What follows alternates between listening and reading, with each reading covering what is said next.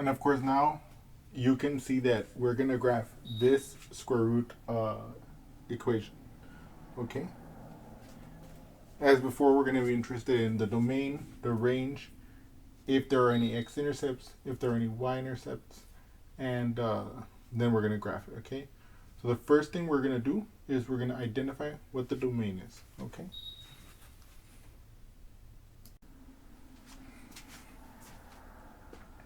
So of course, to find the domain of a square root equation, we find which x values make the expression inside the square root term non-negative. This is the expression inside the square root term in this case, 5 minus x. So what we're saying therefore is we want to satisfy the inequality 5 minus x is bigger than or equal to 0. Because that's what it means for the inside of the square root term to be non-negative. Now here's another case where I want you to think before you do the calculation. A lot of us might be tempted first to subtract the 5 over, then to divide by the negative, and that's completely valid. We could do that. But if you look at it a moment, aha, I can just add the x to the other side. You see that? Okay. And I get that 5 is greater than or equal to x. See? And now what we can do is we can plot this on a number line. So what I'm going to do is I'm going to make my little number line like this. The point that concerns us here is the 5. So I'm going to put my 5 here in the middle. It's, of course, got an equal sign on the inequality. So I'm going to fill in circle. That means that including the point number 5, of course. And then, now look at this. If I read it, x is less than, see, because the point is, since the point is pointing to the x, okay, or let's think of it this way. The alligator always goes for the bigger food, okay? So if x is on this side and the alligator is opening up to the 5, then the 5 is bigger than the x. In other words, the x is less than 5. Where do we shade if we're less than 5? We're shading to the left, okay? So this is where the possible values of x are. Moreover, what is to the left of 5? Negative infinity, right? So now I can read off of this my interval, which corresponds to the domain of this equation, and that'll be negative infinity, comma 5, and then close bracket. So that's my domain. Negative infinity, 5, close bracket. Okay? Okay. So now what we want to do is we want to start making a table. Okay? So let's do that together.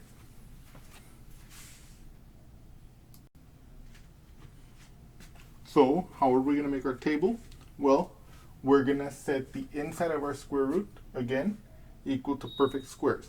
The first perfect square that comes to mind is x is basically 0. We want to figure out what x makes this inside equal to 0. Right? So let's do that here. 5 minus x equals 0. Okay? Now here, you can see that I can solve this by adding this x to the other side. Right? And I get, aha, x equals just 5. Okay? Let me rewrite it with the x on the left just to make it easier for us to read it. So that's my x value. That makes the inside of this 0. Now let's find the corresponding y value for this point. Y equals negative 2 times the square root of 5 minus, what's my x in this case? 5 plus 3. Now in our case, we see that 5 minus 5 is 0. So this is going to be negative 2 times the square root of 0 plus 3. What is the square root of 0? It's 0. Why? Because 0 times 0 is 0, right? So, and what is 0 times negative 2? That's just 0. So we have 0 plus 3. That's just 3. So what this calculation tells us is that the point 5, comma 3 is on the graph of my square root function.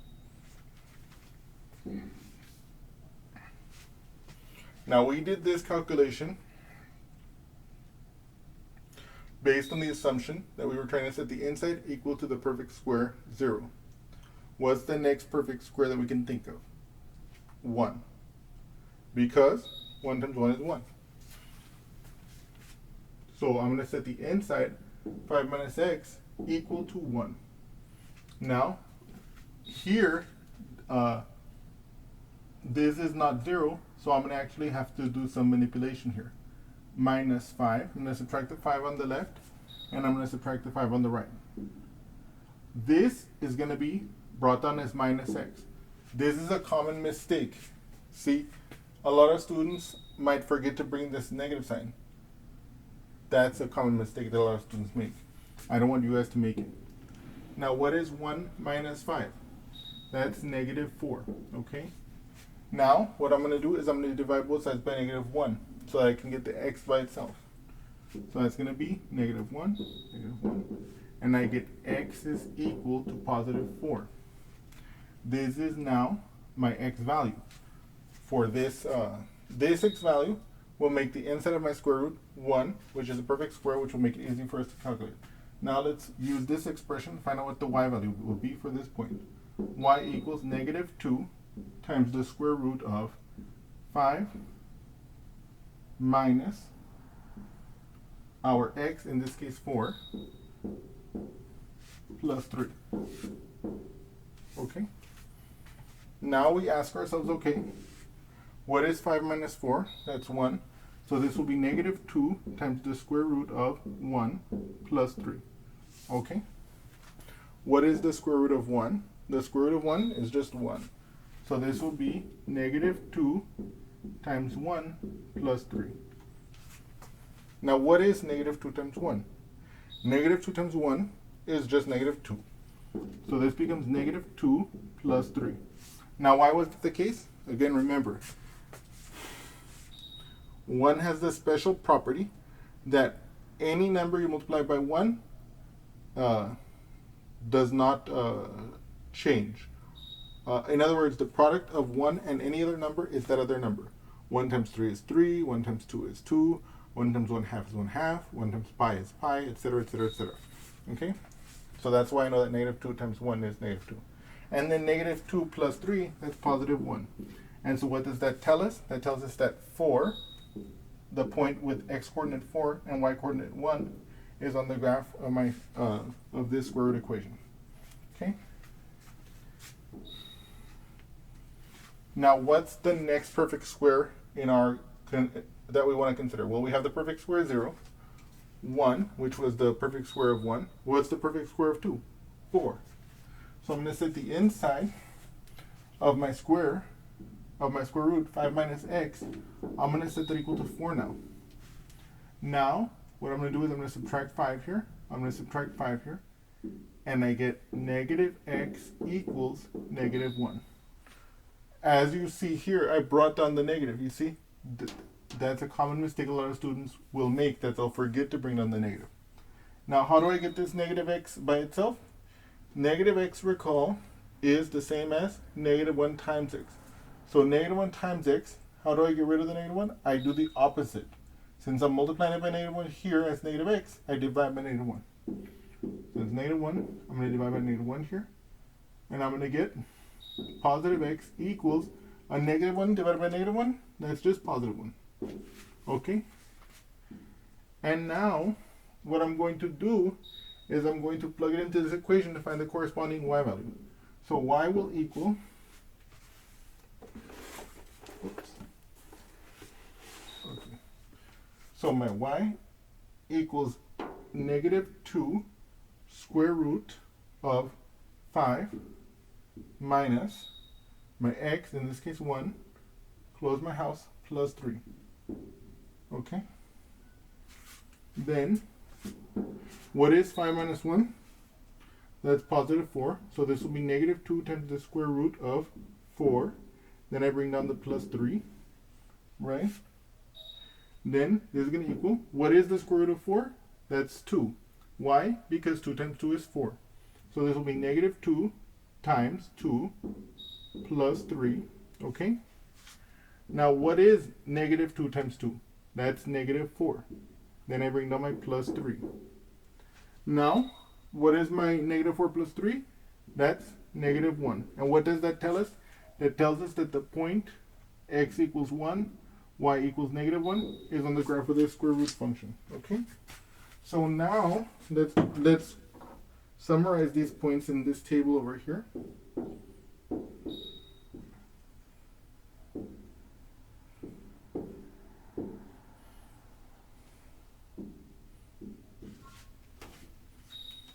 Okay. So now, as you guys might already be predicting, we need to find out if this graph has x-intercepts or y-intercepts, and before we can graph it. Okay. We can see here, however, that the graph went from positive y values to negative y values. So somewhere in between here, it should cross 0. So we will be able to find an x-intercept, okay? And then going over here to the domain, okay? So in other words, what we've looked at so far is that this will have an x-intercept, because there will be a value x in here where the y crosses 0 here, because you see it goes from positive to negative, okay? And however, what about the y-intercept? In order to calculate the y-intercept, we remember that the property is that to find the y-intercept, we set x equals 0 and solve for the corresponding y. We can see here, looking at our domain, 0 is not in our domain, because our domain goes from 5. Oh no, wait, 0 is in our domain. What am I saying? Oh my god. Sorry about that. I thought it was, yeah, I made a mistake there. But yes, we see that 0 is in the domain. So we will actually be able to find the y-intercept as well. So now let's do that.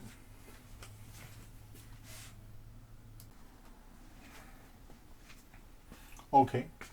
So to find the x-intercepts of the equations graph, we set the y equal to 0 and solve for x. We know that this expression on the right-hand side equals y. So I'm going to set this expression equal to 0. So I get negative 2 square root of 5 minus x plus 3 equal to 0. The first thing I'm going to do is I'm going to move this 3 to the other side. How am I going to do that? I'm going to subtract the 3 to the other side. And again, remember, why are we doing this? Because whenever we're solving a square root equation, what we do is we isolate the square root term first, so that we can then square it, right? So I'm taking away the 3 from the left-hand side, leaving me with negative 2 square root of 5 minus x equals negative 3. Now here, we ask ourselves, is the square root term yet by itself? No. It's being multiplied by negative 2. So I need to divide both sides by negative 2 in order to isolate the square root term. Now here, I want you to notice what I did here. I'm dividing by negative 2, and you can see basically what I'm intending to do is this negative 2 is going to divide this negative 2, leaving us essentially with 1 times the square root of 5 minus x. And so what I'm trying to say by that is a lot of students, and then here 3 divided by 2, that's just 3/2, okay? Okay. Positive because negative divided by negative is positive. But as I was mentioning here, a lot of students make the mistake that they think that this 2 will divide inside here as well, and that's not the case, okay? If it has a negative 2 out front and I'm dividing by negative 2, these will essentially become a 1 that's multiplying this square root of 5 minus x, okay? And that's why it cancels, okay? Once I'm here, what I'm going to do is I'm going to square both sides, because that's how I'm going to get rid of the square root, okay? So in other words, I'm going to square this, and I'm going to square this. What is the square root of 5 minus x squared? That's just 5 minus x. What is the 3 divided by 2 squared? Let's do that here. So we remember that x squared, for any x, is x times x. So if I have 3 halves and I'm squaring it, that's the same thing as 3 over 2 times 3 over 2. Okay? And what is this product? Well, 3 times 3 is 9. 2 times 2 is 4. So it's 9/4. So this will equal to 9 over 4. Okay? So now what we have to do is we have to get the x by itself. What we're going to do here is we're going to subtract the 5. Okay? Minus 5, minus 5. Okay? So I'm going to have negative x is equal to 9/4 minus 5. Okay? Okay. So let me do that calculation here. Okay?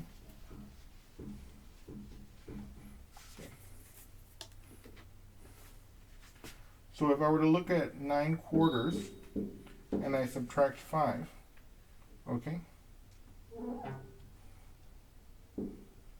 First of all, I need to rewrite this 5 as a fraction so that I can do the necessary calculations needed to do the subtraction. Okay, to find the common denominator and so on. So 9 over 4 minus, how do I write 5 as a fraction? 5 over 1. And now here, I'm going to leave a space here for a fraction. What fraction? A fraction that equals 1, but which will make the denominator, when I multiply these two fractions, equal to this denominator, so I can actually subtract them. Here, I ask myself, what times 1 gives me 4? Aha, 4. So I have 4 on the bottom, 4 on the top. That's the only way that this will be a fraction that equals 1, and hence when I multiply these fractions, I will get a fraction that has the value of 5, but that has the same denominator as this fraction, so I'll be able to subtract them. Let's do that together here. What is 9? Well, okay, let me bring this down first. 9/4 minus, what's 5 times 4? 20. What's 1 times 4? 4. Aha. 9 minus 20, that's negative 11, divided by 4. Okay? So now over here, I can rewrite this as negative 11 over 4. Okay? And if negative x equals negative 11 over 4, how am I going to get the x by itself? I'm going to get the x by itself by dividing both sides by negative 1. And that's going to give us x equals 11 over 4 positive. Right? And that is our x-intercept. So let me write that on here. So I'm going to put here 11 over 4, 0. Okay? Yes, that makes perfect sense. Okay. So now let me explain why that kind of meshes with what we've seen so far. We saw here that at x equals 4, the y was positive 1. And we saw that at x equals 1, it was negative 1. Now, 11 over 4 is close to 12 over 4, right? And what's 12 divided by 4? 3. So it makes sense that this value, 11 over 4, is in between 1 and 4. And so it makes sense that this would occur in that region, okay? Now, that's not a proof that that's the case. We did the algebraic calculation here. Okay, so we know that that's correct, provided I didn't make any arithmetic mistakes. But that's just like a...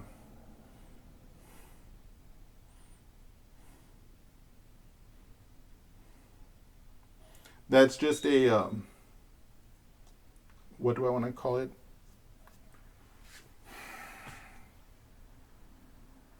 You can think of it as a kind of sanity check to see if something makes sense. Like sometimes, in other words, like,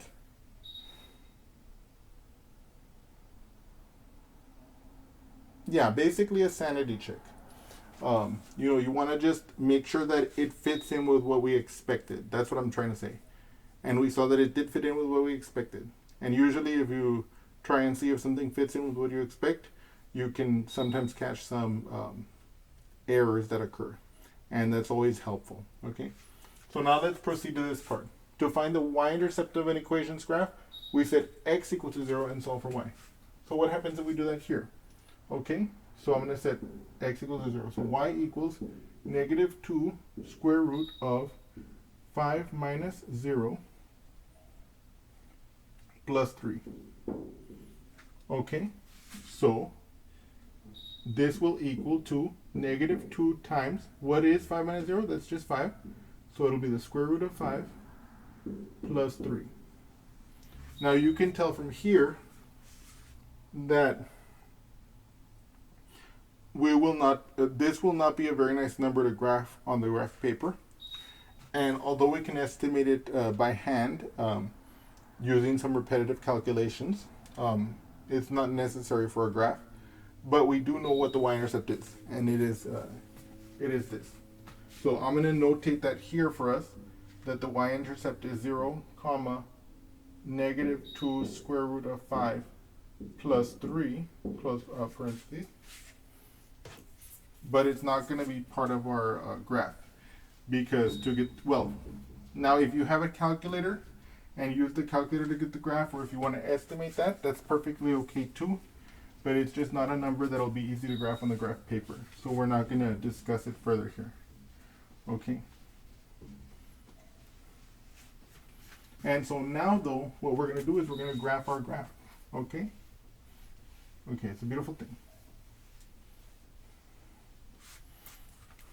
Given our table, we can see that we're going to need x values in the range of like 1 to 5 or so.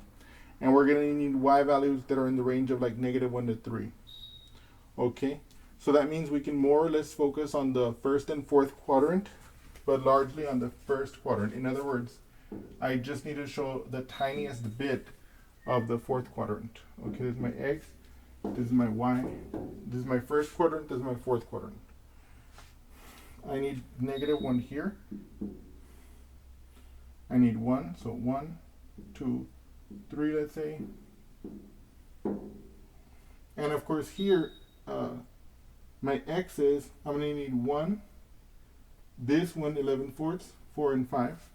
So 1, 2, 3, okay, I'm going to make this longer, 4, 5. Okay, so these are my x points. So let's say this is 1, 2, 3, 4, 5. And let me slice them into quarters. 1, 2, 3, 1, 2, 3, 1, 2, 3, 1, 2, 3, 2, 3. Okay. So I know for x equals 5, I'm going to plot y equals 3. So I go along the 5, okay, all the way to 5, and then I go up 3. Okay, so about right there. Okay. At x equals 4, I go 1 up. So I go up 4 along the x. So 1, 2, 3, 4, and then up 1 right there.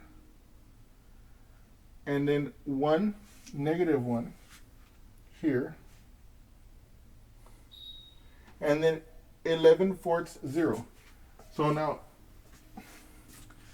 11/4. 1, 2, 3, 4 fourths. 5, 6, 7, 8 fourths. 9, 10, 11 fourths. Right here. It crosses right here. Okay? That's the point 11 fourths. Okay? And you can see that this graph starts here. Oh man.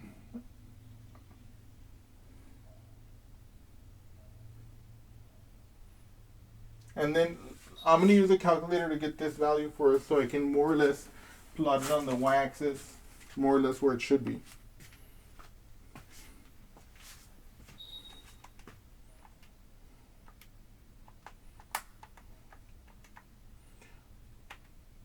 Negative 1.47 or so.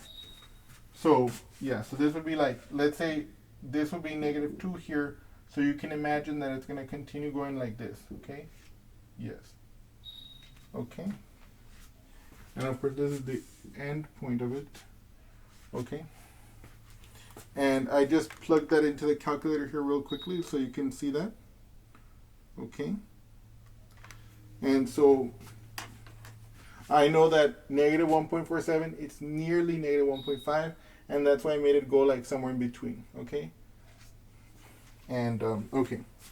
So now we can talk about so now let's notate our x-intercept is this one. So let me write that down here. 11/4, comma 0. And our range, we can see that it starts here at the y value 3 and it's going down to negative infinity. So, but we always, whenever we're drawing the interval, whenever we're going to notate the interval, we always start on the left with the smallest value, in other words, the negative infinity, and we're going to go to the biggest value, in this case, 3.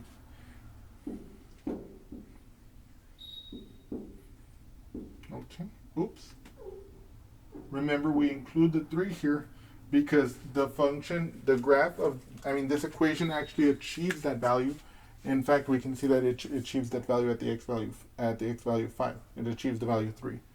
Okay, so that's why we include it in the range, because it's actually an achieved y value of this function. Now, having said that, I hope you have enjoyed this example, and I look forward to seeing you again soon. Thank you.